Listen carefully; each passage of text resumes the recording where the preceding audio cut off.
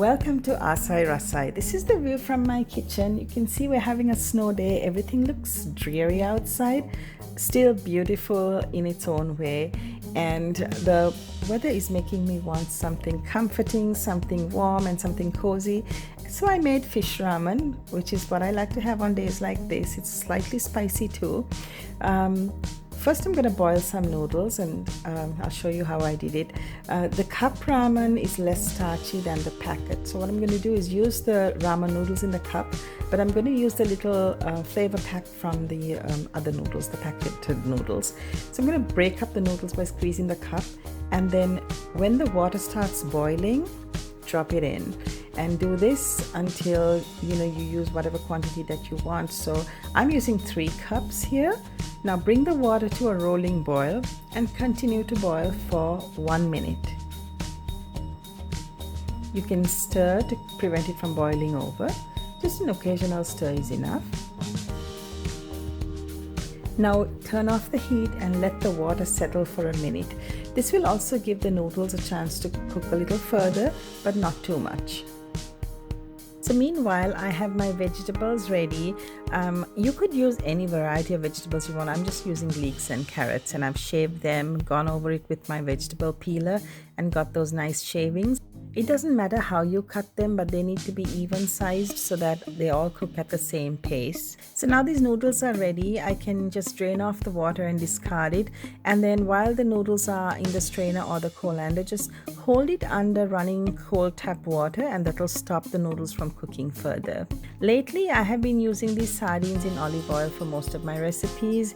It's tastier and less smellier than the canned mackerel. The oil also can be used, so that's another bonus for me. Plus it's boneless, which is really nice. I don't have to spend time deboning the fish. So warm up a little oil, and this is not from the fish. This olive oil is separate. And then we can saute the vegetables.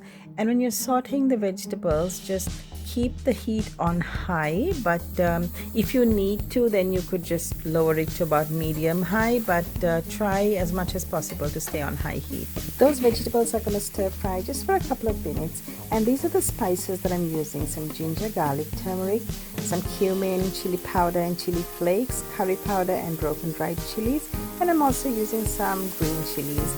And if there's anything that's too spicy or that's not working out for you in these ingredients, you can just skip those. So keep tossing them around as you cook, because we are stir frying.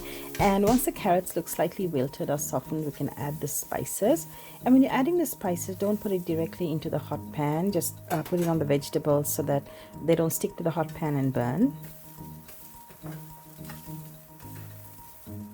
And just give it a quick stir. You could also reduce the heat right now, and then add the oil first from the sardines. Stir it up a little bit, and that gives that extra moisture and more flavor as well.